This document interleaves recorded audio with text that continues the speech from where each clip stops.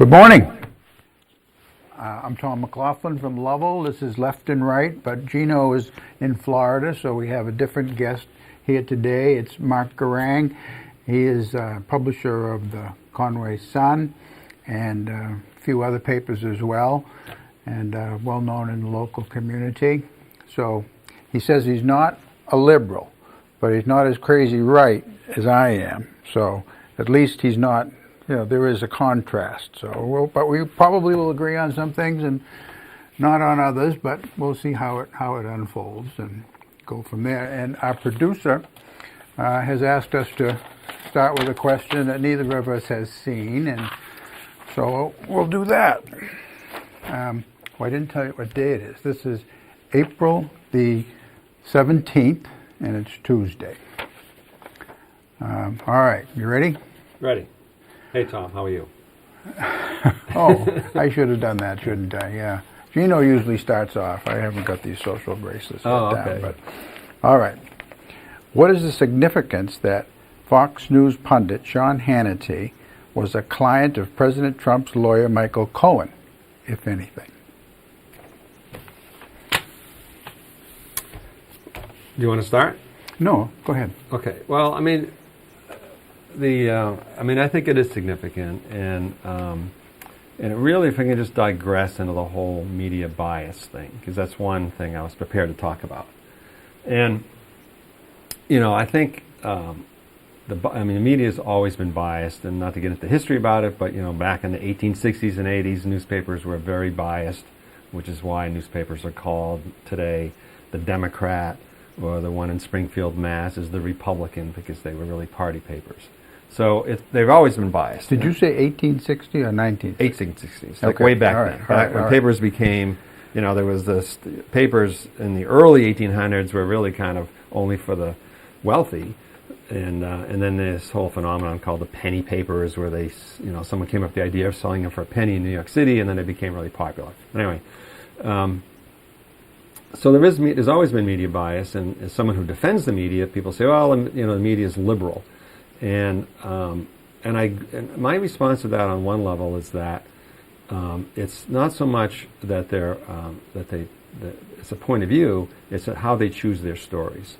So when I listen to NPR, and I think the news at the top of the hour is regular straight news, but when I hear like at 10 of the hour, and they go into a story about some immigrant poor family in West Texas, that's like a classic, media bias story, because how they chose that story. They chose that story, which is the same thing as like when on some Fox programs where instead of the short story about how someone is a poor family, immigrant family, it's about how some immigrant raped somebody in West Texas. So that's the selection of media bias that I see. I think you kind of ratchet it up. And now we have cable news. So I think the New York Times, the Washington Post, and the Wall Street Journal, as much as everybody kind of, even though the Wall Street Journal is owned by Rupert Murdoch and conservative, but they're the ones who really do the hard-edged reporting. Whether it's Bill Clinton in the White House, they're the ones who really find all that stuff out. So their real reporting is real reporting. And then you get to the cable stations, and, and both CNN and Fox have their real news people. And on the Fox side, certainly Shep Smith and Chris Wallace, they're real news guys. And then you get to the level of advocacy journalism with like Rachel Maddow, and then you get to the Hannity level. So, and I think Hannity is really in a class by himself, because Rachel Maddow may be very, very liberal, but she's not an advisor. She was never an advisor to Hillary Clinton, and we know that Hannity is literally an advisor to Trump. He goes down to Mar-a-Lago and all that. So I think the media bias, that Fox, more than CNN, because of Hannity, has taken it to another level of that participation. He's not Hannity, I don't know what he is, but he's not a journalist. He's just an advocate for Trump, to the extent that he's in his inner circle. So getting back to this thing with the fact that he's now it's just another layer that he shows he's in the cabal, like this idea that he's a client of Cohen is just shows us this one more piece of the puzzle about how they're together. He claims he's not a client of Cohen, but evidently Cohen considered him a client because he called him. So this other client, or his attorney, Cohen's attorney, was arguing yesterday, I don't want to divulge who this third client is because he would be embarrassed. And so then Hannity said, I'm not a client because I've never paid him anything. And there was no, so then, okay, so if that's the case, then there isn't an attorney-client privilege issue to dive through. So it's muddied that way. But then Cohen is an attorney. He does have some clients. Of course, the major client was the one who was escorted in there, and there was a giant, must have been a football player, a big black guy. I don't know if you saw the perp walk. It wasn't a perp walk, but kind of similar. And that it was, she's not a perp. She's the plaintiff, I guess you'd say. But then not a plaintiff either. It was a hearing. It wasn't a trial. But these things play out so much the same way. They knock people over. There were reporters swarming around. It looked like something from Bonfire of the Vanities. I don't know if you're familiar with that. Yeah, it was this craziness that happens in New York City when, there's a celebrity legal proceeding going on. They go nuts. Are they journalists? I suppose, but are they tabloid people? Or are they sort of the National Enquirer type, or into salacious stuff? And it's embarrassing to watch all of that happen. I mean, to me, it's just part of our open society and part of the game. I just think with this Hannity thing is, why did the Trump lawyers want to keep his name so secret if he's got nothing to hide? And the fact that Hannity himself says that, well, I was talking to him about real estate. Well, you don't talk to Cohen about, he's not a real estate lawyer. Well, I think he is.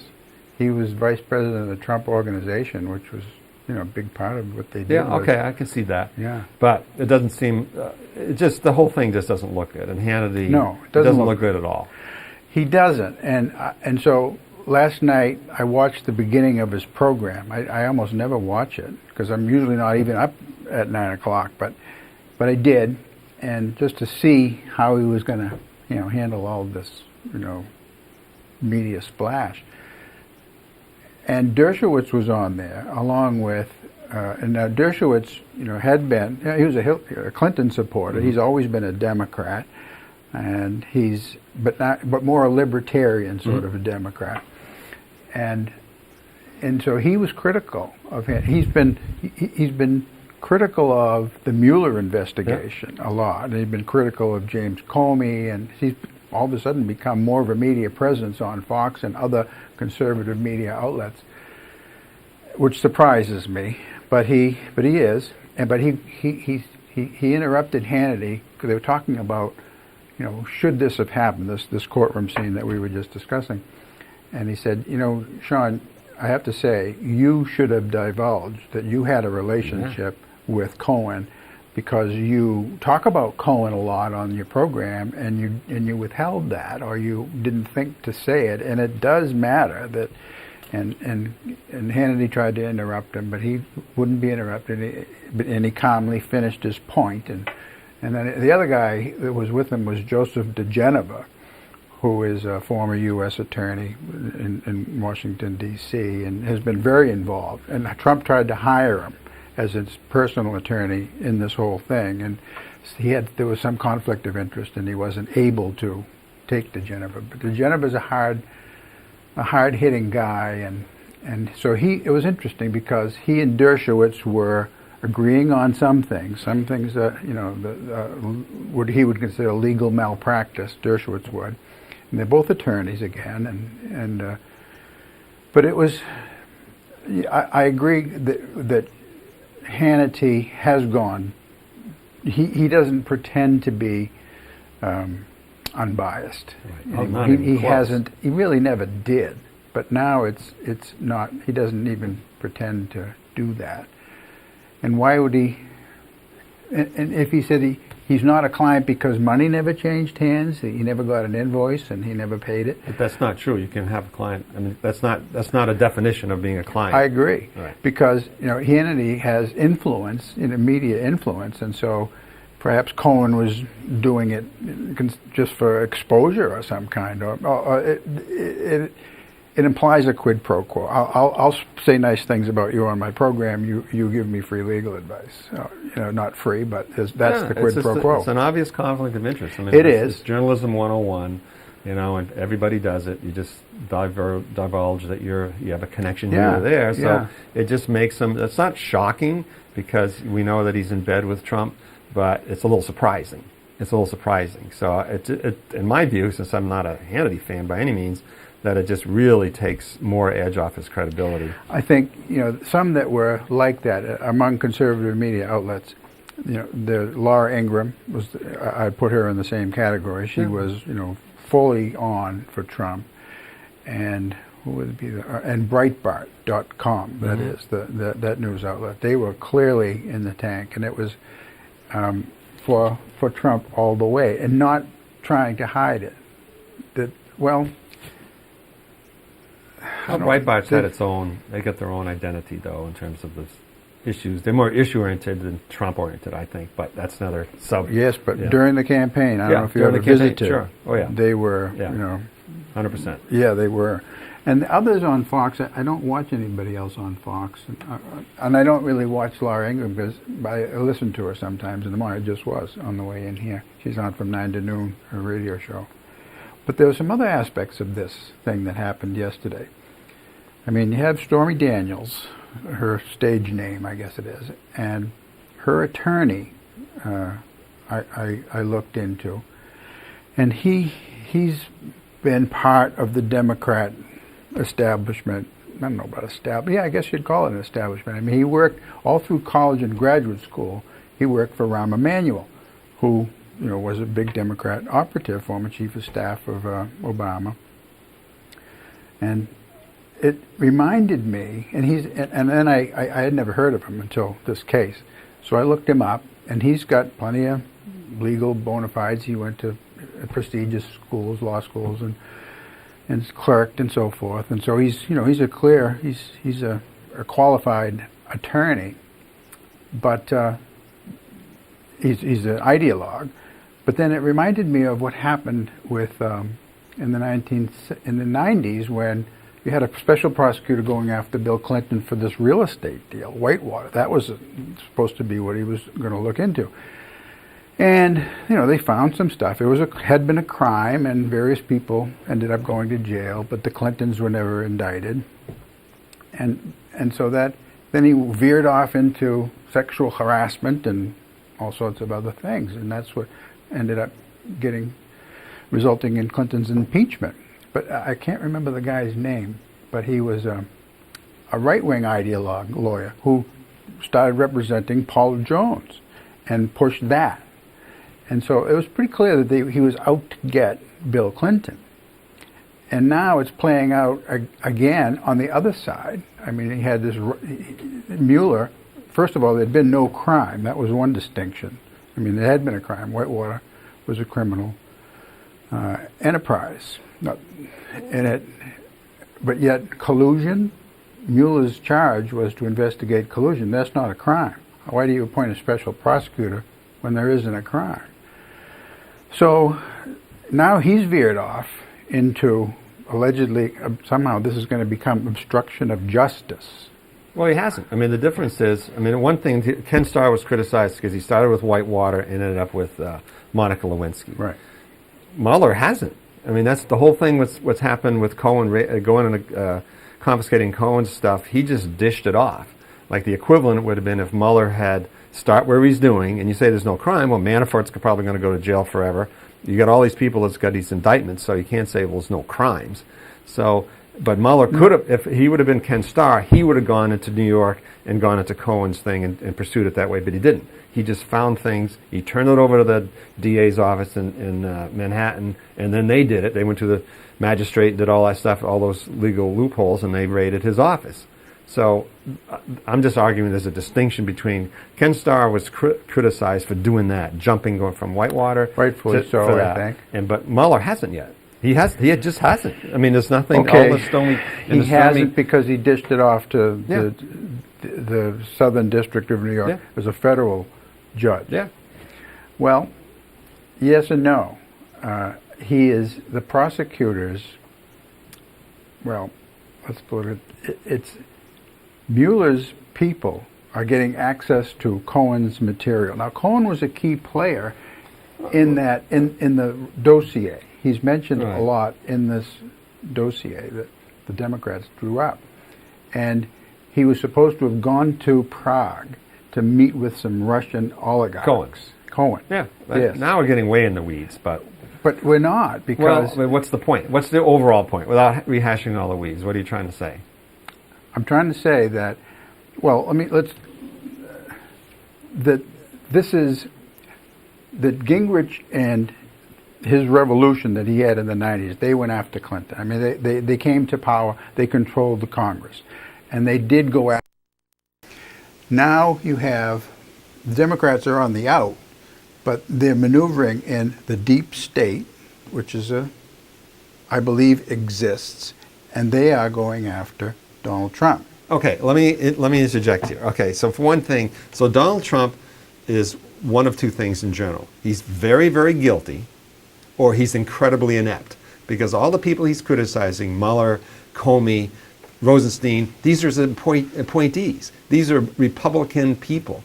So now he's criticizing them. So he came to power thinking, oh, I'm going to have all these great people around me.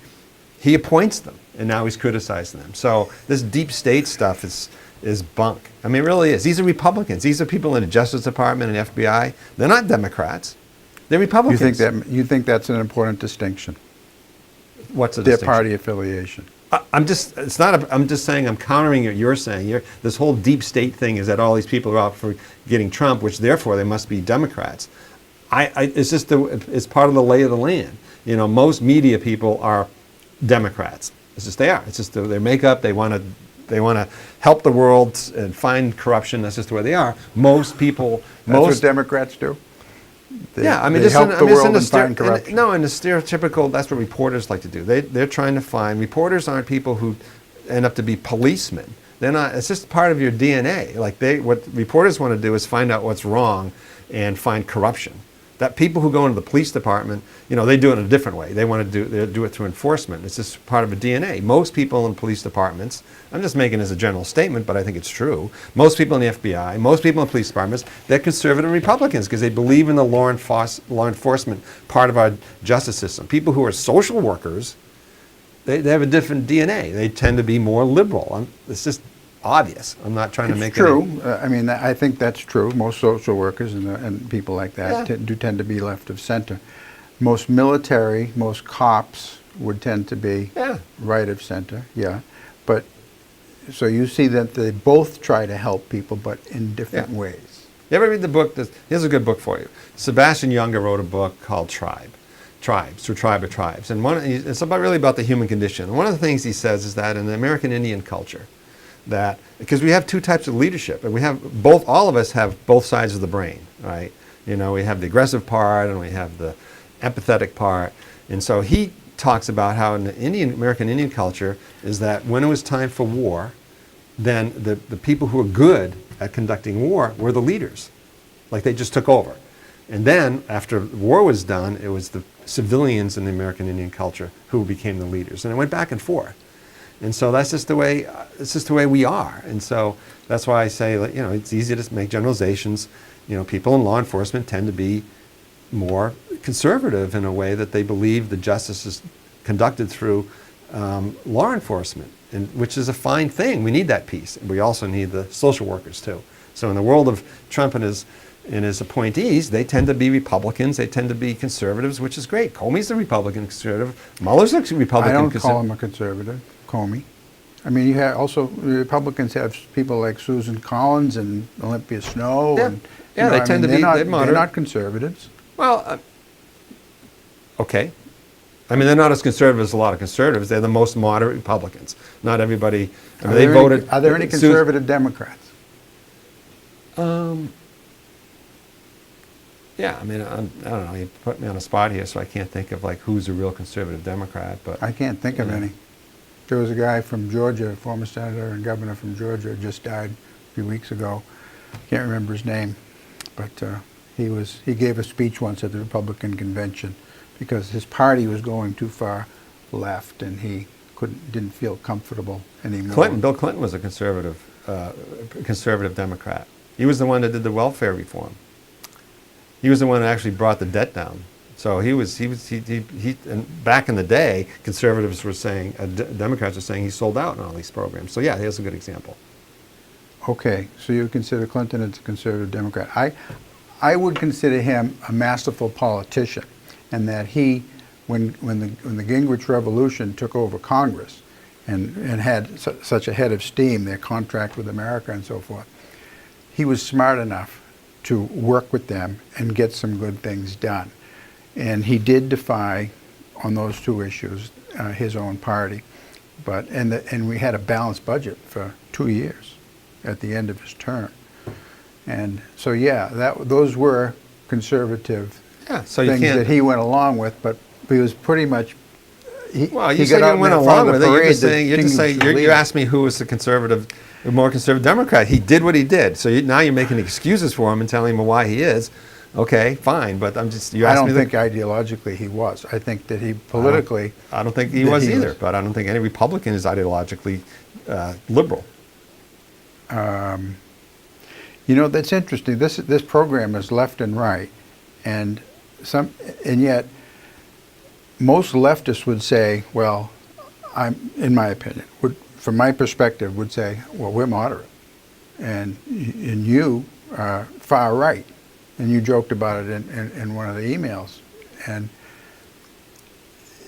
people on the far right would say, well, you know, I'm closer to center. I'm slightly right of center, but you're extreme left. So these words extremist are thrown back and forth by both sides, trying to portray the other side as, you know, they're the ones that are unreasonable and extreme, and we're quite, you know, reasonable and moderate and so forth. Well, I think the bigger picture, and this is definitely a liberal perspective, Tom, but the bigger picture is both parties have their moderates and their extreme faction of their parties. And I think over the last 10 to 15 years, it's pretty safe to say that of the two parties, the Republicans have been more extreme because it's been taken over by the more extreme part of the party, from the Tea Partiers to Trump, the real populist stuff.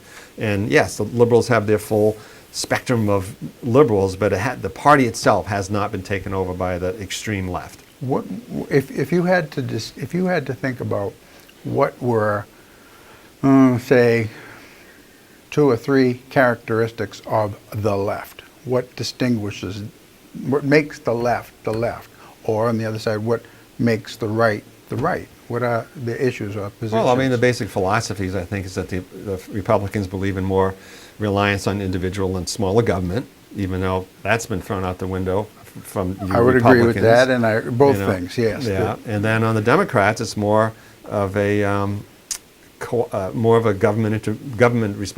the government take responsibility for certain things.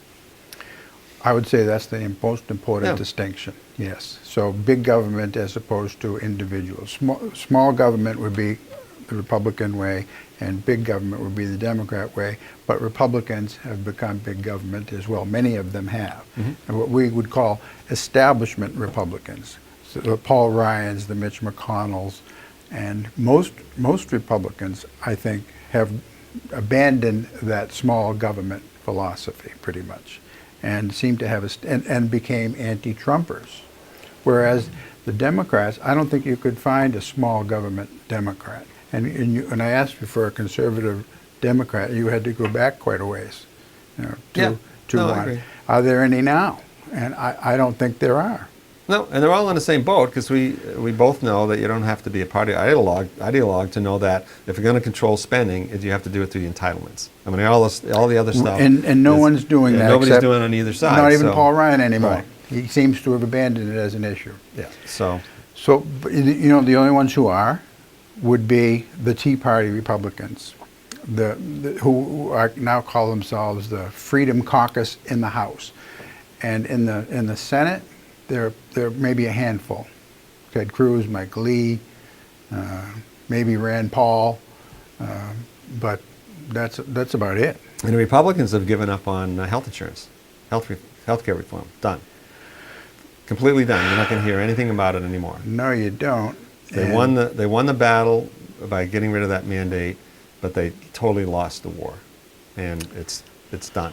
Well, it's there is no mandate. Yeah, that's true. But the subsidies for insurance companies, that I don't. What happened to that? I haven't even heard. That was part of one of those budget reconciliation things.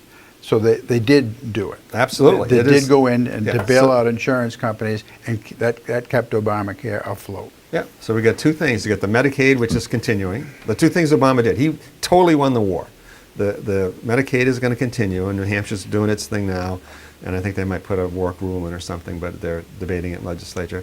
And then the other thing, which is huge, because 80% of the people who are on Obamacare qualify for subsidies. So if you make, and this is great for rural states, and I'm involved with it as an employer, if your income is less than $51,000, you can get a subsidy. And all that money, by the way, billions and billions and billions, is shoveled in. An individual with $51,000? Yeah. Individually. Really? Yeah. So if you make $51,000, so in my case, and I'll just be personal about it, since I deal with this at the paper all the time with people, like my income's over $51,000, so I'm an old guy, and so through Anthem, through the exchange, and this is a high deductible plan, like a $6,000 deductible. So my monthly premium is like $850. For someone who's my age, and there's no preconditions, this is Obamacare, so who makes $42,000, their premium could be $200 a month. I mean, it's a huge amount of subsidy that's going in there. And that's the way it's going. And that, I don't think Where does the money come from? The government. The federal government. Oh, yeah. They're subsidizing the insurance companies. And yet it's coming out of the general fund, the federal budget. And I would argue, as a liberal, so what? I mean, that's what, we spend a lot of money on stuff. And the health insurance thing is so onerous as an employer. My conservative, because I'm conservative in the sense I'm a business guy, so I could, if you were a liberal, I'd be talking to you about issues that bother me from a conservative business point of view. I'd be arguing with you, debating with you, but since we're on opposite sides here, I'll stick to the liberal part. But the health insurance, people talk about regulations and blah, blah, blah. This insurance thing is like the biggest thing that faces small employers. It's awful to deal with. There was something left hanging on this that I want to wrap up before we go to the next topic, and that is, it was when I watched those proceedings yesterday. It was Judge Kimball Wood. Kimball Wood. I'm thinking, where have I heard that name before? And I knew I had, so I looked her up, and she was a good friend of Hillary, nominated for AG. Did I tell you that? No. Okay. Hillary nominated her for Attorney General, or had Bill nominated for Attorney General. There was Lanny Guinier and then Kimball Wood, and they both couldn't be ratified because they had illegal immigrant housekeepers or something like that. And so, okay, that's where I heard her before. So clearly she's a Hillary girl, was at least in the 90s. Also, then another little anecdote. She performed the wedding ceremony for George Soros in one of his marriages. I don't know the most recent one or what. And now that's a big name. I mean, one. So you're saying that she was sympathetic to releasing Hannity's name? I would say so. Okay, go ahead. Yes, and she did not appoint what do they call it? A master or something. Which, when you're dealing with attorney-client privilege, it's in their criminal allegations or a criminal investigation involving an attorney that has clients, and then and you get records, then you appoint, I don't know if it's Grand Master, something Master, to look first at those files before they are put into anybody else's hands that are not, you wean out anything that doesn't pertain to the alleged crime that you're investigating. Kimber Wood did not do that. She has allowed 2 copies to be made, one going to prosecutors and the other going to Cohen's attorneys, and then did what. Why would she need to? Now, Hannity, we discussed Hannity, and we agreed that Hannity, was not, by not divulging his association with Cohen, he was wrong, and he's in the tank for the Trump administration. But still, if he is a client, and I think we both agree that he really was, even though money didn't change hands, why divulge that? Is Hannity involved in the alleged crime? There doesn't seem to be any indication that he is. It's a way to embarrass a right-wing media personality. Okay, so my counterpoint to that, this has only happened yesterday, and I didn't watch TV, so I only read a little bit about it this morning, but my understanding is that this wouldn't have come up if Trump's lawyers hadn't screwed up. In other words, they're the one that set the table by talking about this third client. Oh, they did? I didn't realize that. This is my story. I mean, this is what I read. You may be right, because I haven't read all of it. If I can just finish this, but then what happened, if that hadn't come up, it wouldn't have come up. And then what happened, it was the media's lawyers that came to Kimberly Woods and said, this is now public interest. Yes. And that's how she made that decision. Yes. If it hadn't come up to begin with, and it you would had never it in come here up. today. That's why I brought this. All right. Yep, you're right. But anyway, so Robert Balin, a lawyer for various media outlets, including the New York Times, CNN, and others, interrupted the proceedings to argue that embarrassment was not a sufficient legal argument to keep a client's name secret. Judge Wood agreed. Why? Divulging that somebody is a client is not the same as looking into the records, but it would seem, it's at least associated with that. And then for the ACLU at first I thought they didn't comment, so I Googled that. ACLU position on, on this raid, which they did on Cohen's offices. They endorsed it, which surprised me. They endorsed it. Now, I was very suspicious of this, because they did the same thing with Manafort.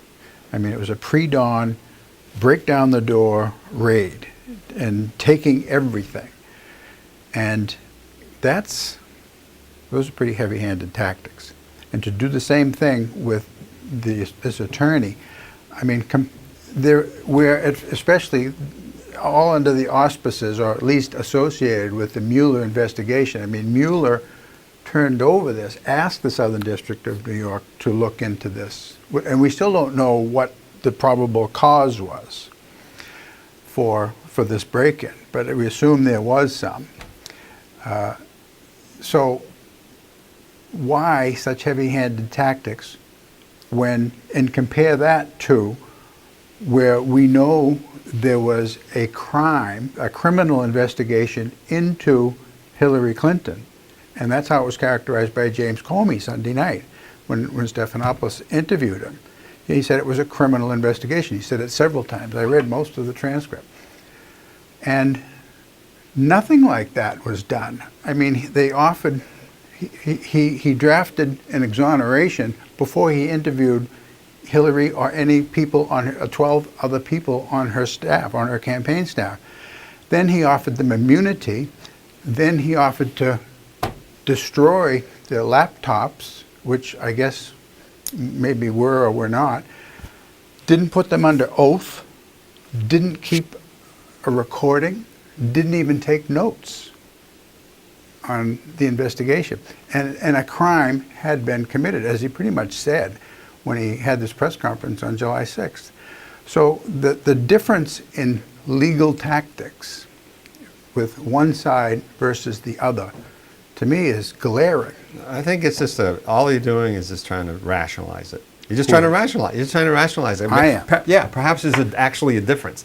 I mean, one thing, and so to criticize Comey for what he did with Hillary, he was the one that she's the one that caused Trump to win. I mean, he was the one that, he was investigating Trump at the same time he was investigating Hillary. He decides to go with the letter 2 weeks before the election. So to say that somehow Comey was protecting Hillary, now I think he had bad judgment, and everybody's got their opinions on that. But to me, the conservatives always go back to say how bad Obama was or bad Hillary was. Why don't you just face the music? Manafort was like, he's the slimiest guy. Everybody knew he was the slimiest international guy that was. And guess what? Trump hires him as his campaign. And Cohen, if you don't believe in a justice system, that in the Manhattan thing, with all the magistrates and all the hoops they had to go through, perhaps he was doing something really bad. It's more than a probable cause to go to his place and take all that stuff. It's got to be criminal activity. Now, you can just not believe all those DAs, all the magistrates, all that in Manhattan. That's like the toughest jurisdiction in the country. Those guys are tough. So if they're in the tank too, it's just another conservative way of saying, oh, they must be in the tank because they're doing something you don't like. Hillary destroyed evidence. The emails. But why are we talking about Hillary? Why are we talking about Hillary? I mean, because I brought up the point that glaringly different tactics are used in federal investigations of the Trump campaign, and now that's the ostensible reason for this. I don't think you know that. You don't know. Of course, I know that. The different tactics that were made, they're warranted. You don't know what they found. You don't know what they found in Cohen's office or what they're doing. You just don't know that. All you know is what they did. So how can you talk? You're going to tell me chapter and verse of what happened to Hillary years ago, but you have no idea what's happening with Cohen. As you said yourself, they were going on simultaneously. And you say that Comey damaged the Hillary campaign. I would say that he was trying to bail out the Hillary campaign. And how do you explain the letter? Which one? I mean, the week and a half before the election, when he talked about the emails. This way. In his interview with Stephanopoulos, it didn't make it into the 1 hour or half-hour broadcast, whatever it was. It was a 5-hour interview. It was a very long transcript, and I only made it 2/3 of the way through. But it's, he said, I don't know how to, he's talking to Stephan, I don't quite know how to approach this or describe it because there's still classified information here that I can't divulge. But in my dealings with Loretta Lynch, there was something that happened, and again I can't. He was being cute about whatever this was, and it pertained to this October statement that he made, reading the letter, and it had to do with Anthony Weiner's laptop.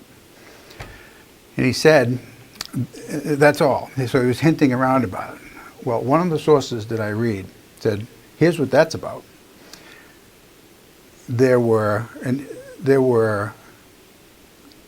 the New York City Police Department was involved in the Anthony Weiner case because it was a local crime, evidently, that fell under their jurisdiction. So there was overlapping jurisdictions involving that situation. And so now this is, McCabe was involved in that one. He was in charge of the Hillary investigation. And he knew about this laptop September 20-something, but nothing was said about it until October when Comey came out with this. And he said he felt compelled to do it. Well, what happened in that month? And why was it not in September? Why did it wait until October? Because McCabe was trying to prevent it from happening before the election, prevent it from coming out. And then the NYPD saw what was on the laptop. And they not only saw all these confidential emails, highly classified emails, they also saw evidence of criminal acts by Hillary Clinton. And it had to do with going to this island, I forget the guy's name, this guy that they called it Lolita Island, and this pedophile guy that had his own island, and Bill went there 20 times, and Dershowitz went there, and some member of the British royal family went there. Anyway, Jeffrey Epstein was his name. Hillary evidently went with Jeffrey Epstein to this island also. And so it was something to do with that, and it was criminal. And Loretta Lynch did not want this coming out. And the NYPD was threatening to divulge that stuff.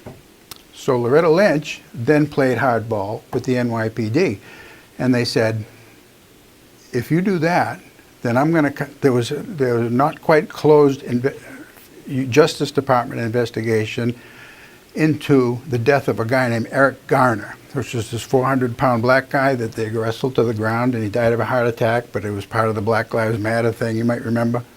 Okay, we're going to reopen that, and we're going to go after the NYPD for that. So this information comes from Eric Prince, who was Betsy DeVos's brother. All right, so why, I mean, guy. why are you So going all here's, these weeds? I'm going into this because you asked the question.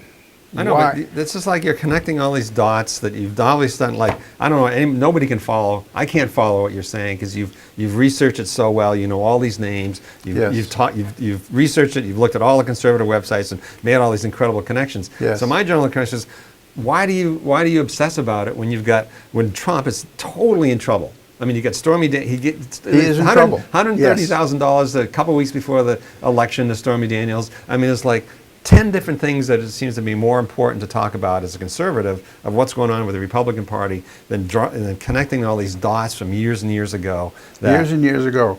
All of it, the Mueller investigation. But what's the point? She's not president The anymore. Mueller investigation was ostensibly about collusion between the Trump campaign So you don't think and he's Russia. an honorable guy? So this is 2016. You don't think Mueller's an honorable guy? You don't think he's doing the right thing?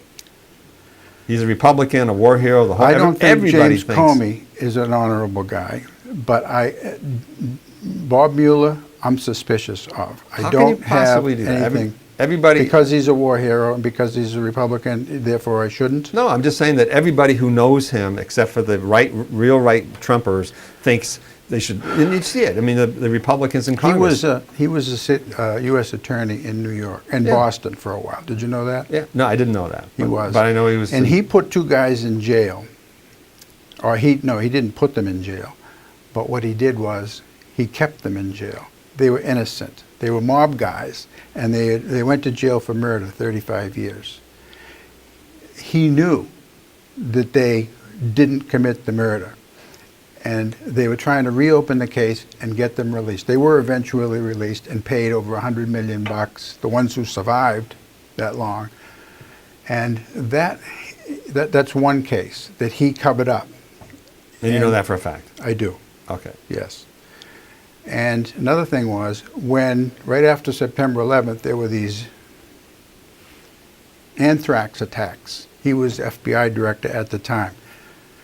He framed this guy who, as the one who sent these envelopes around. And for months, he went after this guy, ruined his life. That guy eventually sued and also got a huge multi-million-dollar settlement. He has hired Clinton operatives. His 12 top people around his investigation are all very liberal Democrats, and some of them were involved in these earlier prosecutions. So this guy, he wants a scalp. He goes after a scalp, and it doesn't matter whether they're guilty or innocent. If he's gonna get somebody, like these mob guys, he. Anyway. Well, we'll see. I mean, I don't know. We'll see is right. I mean, I hear those stories. It's so like someone. If I looked at your teaching career, I could dig up some parents who said some pretty awful things about you. Well, they wrote letters to the editor in the you paper. can find right? that out. So the fact that you say about that, I don't know if it's true or not true. I think the average person is probably, he's had a long career, but just I think it's dangerous for the conservatives to just dismiss every legitimate thing we have because of some conspiracy. I mean, I think it's just really dangerous just to throw. Ken Starr, back in those days, that people weren't, certainly politics, but I mean, this is Justice Department. If you don't believe in the FBI, Justice Department. All right, go for number 2. Oh, I don't have it here. Okay, must have gone halfway through this program already. Time flies when you're having fun, Yeah. huh? What does Speaker of the House Paul Ryan's announcement that he's not going to seek re-election mean for the President and the Republican Party in general? I mean, I think I think Paul Ryan is, I mean, who knows? I mean, he says he wants to go home to his family like everybody says. I just think he never wanted to be speaker, for one thing. No. He's in an untenable position. He's got to, he must wake up every morning and just be difficult to look in the mirror, the stuff that he's held back and what Trump has said. He's like to me, he's a conservative that I really respect. I mean, he was a small government guy, and he accomplished half of what he wanted to do with his tax cuts. Obviously, the rest of it is just totally off the table. So Obamacare repeal, you mean? Well, just everything. I mean, the government spending is so out of control, and that's what he wanted to do. Yeah. So I think in general, I guess if that's the question, I don't think it looks good for the Republicans. Because why is he's leaving for a reason? What does it mean for the president and the Republican What does it mean Party? for the Republican? I think it's one more chink in the armor that it's going to be trouble in the election this fall. He sees that he would be minority leader, Right. not speaker. So many other Republican chairmen in the House have announced that they're not going to run again, and in the Senate as well. Yeah, I think that's a factor. I do. And Ryan was a never Trumper. He tried to torpedo the nomination, and then he was critical of him, and so I would call him part of the Republican establishment. He started off pretty good, but it seemed like he just kind of he gave up talking about entitlements even before Trump came in, and I don't know what to think. It would seem historically that in this November's elections that the Republicans are going to get creamed. But who thought? The polls indicate that as well. But the polls indicated that Trump didn't have a shot in November 2016. The polls are sometimes dead on, and they're sometimes way off. Somehow, when it comes to Trump, they have been way off, and I don't know the reasons for that. I mean, it's become a science, polling, and I respect it because it's more often than not is right. But on this one, on anything to do with Trump, it just doesn't seem to be able to nail down, the zeitgeist.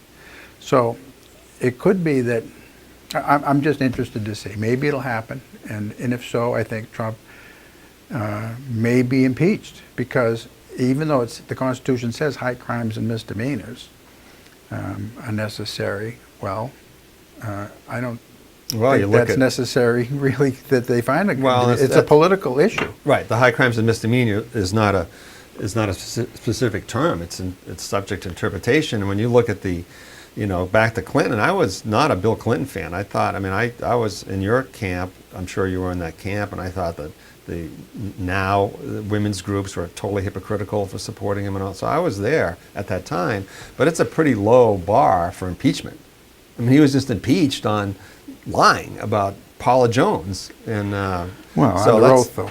Huh? Under oath. Under oath, yeah. So but he lied. I mean, can you imagine getting Trump under oath? I mean, he lies every day about something. Well, and he says he would be interviewed by Mueller, and I assume that would be under oath. But again, see, Hillary wasn't interviewed under oath. Okay. So there it is, and they didn't even keep a transcript. So there are two standards of justice and this was a criminal investigation, and Comey was involved in both. You're going to go back to Hillary, aren't you? It's your favorite. Of course it's I'm your gonna hobby go horse. back to Hillary. Why? She's not president anymore. She never was, and thank goodness for that. She never was, but okay, Yeah. there we go. So it's just like it's the dustbin of history at this point. Because I feel there's a need to point out that there is a double standard going on, and I don't like Donald Trump. I voted for him. I should say I voted against Hillary and the other two candidates. I didn't like voting for. I never really liked Trump. I still don't like Donald Trump, and I see, I'm embarrassed sometimes that he is the president. Often, I'm embarrassed he's the president. He is inept in so many ways. He contradicts his own staff, his cabinet. He makes he makes fools out of them. He agrees on something one day and then changes his mind the next, and leaves them hanging out to dry. And so many of them are leaving because of that. And I see all that. And he can't control his libido, and he probably did have sex with this woman one night. There's another Playboy model who's McDougal, who he had a longer affair with around the same time. He probably did do those things. And so all that, that's how he is. I mean, that's how Bill Clinton was, how John Kennedy was. They have huge libidos, they can't control them. But he also has a mouth that he can't control. At least Clinton and Kennedy controlled their mouth when they were in public. And Trump doesn't do that. He's an embarrassment. I mean, I agree with Comey when he talks about those things in this interview. But that isn't why, and if I had it to do over again in 2016, I would still vote for him because of his platform, his issues, which he is getting down, with the glaring exception of entitlements in the budget, which that to me is the worst problem the United States faces, is this deficit, is this debt, this $21 trillion debt. And we're going back to $1 trillion deficits, annually. And that, I think, is, other than that, I pretty much agree on everything that Trump has been doing. And that really is why I vote for president, although he's his own worst enemy. I mean, I guess that's it. I mean, I voted for Hillary. I supported Hillary. I just think, I always say about Trump, will be 8 minutes? Okay, gotcha. We'll be fine as long as he doesn't blow us up, and I still think that. But I actually think in the long run, it's good for our country for Trump to be president, because there's going to be a tidal wave of demographics, for one thing, that the millennials are going to, he is alienating a generation of millennials, basically. Most of them. Not all of them, but a big chunk of them. Just like the Reaganites. Reagan invigorated the young Republicans 30 years ago. There's a whole generation that's going to be not going to be Republican. And they tend to be more progressive anyway. Millennials think differently on any variety of issues. They have a different look on life. And so I think if Hillary had been elected, it would just been, as partisan as it is now, and it's crazy partisan, it would have been, I don't know if it could be worse, but it would be, all it would have done is delayed the ticking time bomb, because it would have been, we would have had this conversation and Hillary would have been terrible, she was the establishment. Now we got Trump. And, there's always going to be, I always go back, people say, well, how can people support Trump because he still has like 40% approval rating? You know what Richard Nixon's approval rating was on the day he resigned? 39%. Like, it's always going to be that way. It's going to be 40% over here, 40% over there. It's always a 10 or 15 or 20% in the middle. So I think getting that out of the system, from my point of view, getting the real conservative nativists out of the system through Trump is going to be good for the country, because there's going to be a backlash, and I think there's going to be one of the backlashes will be we just want to be a little more civil to each other. I think we always go back. We have a tough guy, George W. Then we get a nice guy, Obama. He's too nice a guy. Then we get a tough guy, Trump, and then we just kind of switch back and forth. There's pendulum swings in personalities and all that. And I think if he doesn't blow us up, that the country's going to be better off after this. Interesting. I haven't gotten to anything I prepared. We were going to talk about Facebook, and we're going to talk about Sinclair, and we have probably 5 minutes left. So well, I can tell you about. See how it happens. Sure, I appreciate that. I can tell you from a media guy, the Facebook thing is fascinating to me, because people in the media have been saying, like, how can they get away with this for years? How can they get away with this stuff? Like when for a newspaper, when it comes to election time, we have to provide the state with the rates that we're going to charge politicians. Every ad has to be marked. Like, we have to tell them what we're going to charge. I didn't realize that. Yeah, so if it's $6, whatever, it's $6 a comment, everybody has to be charged the same thing. Okay. It's on the record, it's legal. Yeah. We ran an ad 10 years ago, that said, help wanted ad for rent, mature couple wanted no kids. Boom! The housing authority was on us. Crazy. Because of discrimination. And then Facebook comes along, and there's no accountability for anything. So people in the media have been thinking the chickens are going to go home and roost on this at some point, and they are. That's interesting. I didn't look at it from that perspective at all.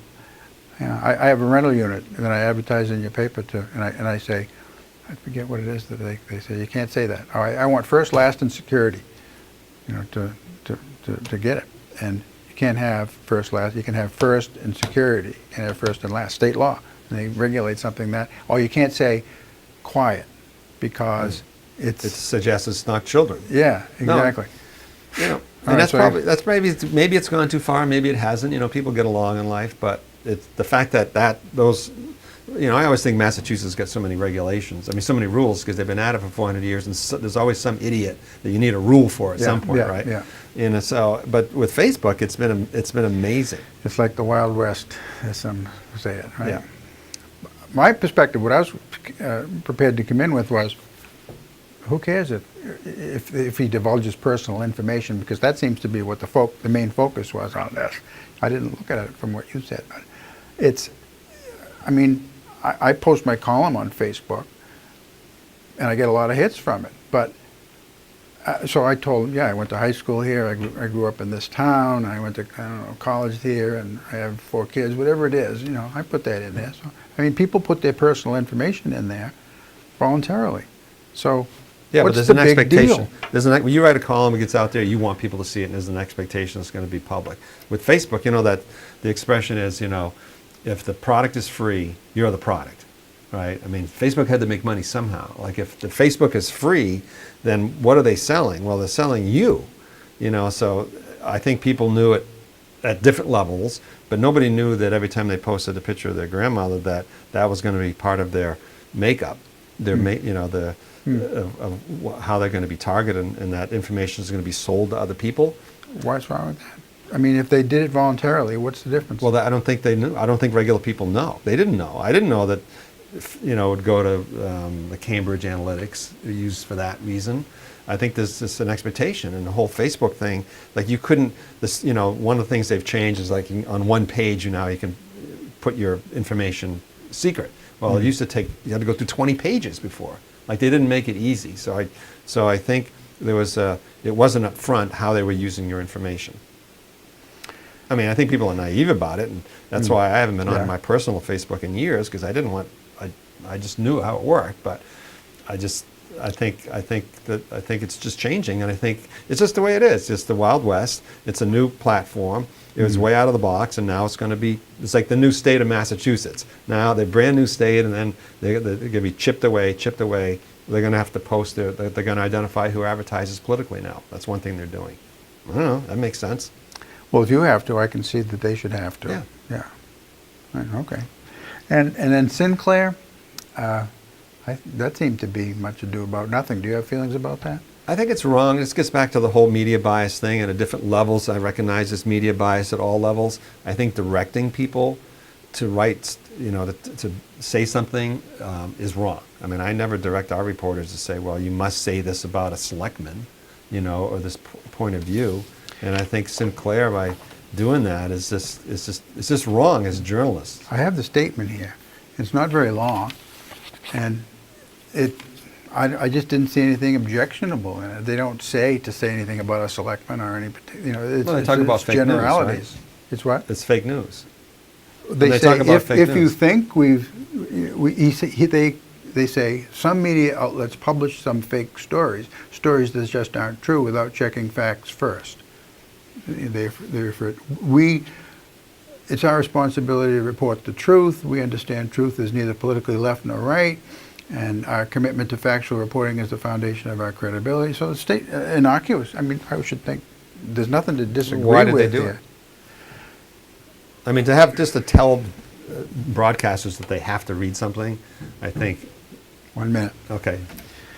Okay. Well, it's been fun. Yeah, thanks, Tom. I don't know Thanks what you for inviting expected, me. but yeah. Good. I'm glad you came, and thanks for accepting the invitation. And as usual, we don't get to all the things that we prepare or we think we're going to get to, and it's nice to have a different face across the table and every once in a while. And well, I appreciate it. I want to say that your last few columns have been particularly good, and we've got some positive feedback. The one about the Lovell iron tree. Oh, yeah. You know, Yeah. and so those are so I encourage you to do that and lay off Hillary. lay off Hillary. Oh, I'll be back on Hillary. Okay. Well, thank you again for coming. Thanks, Tom. All right.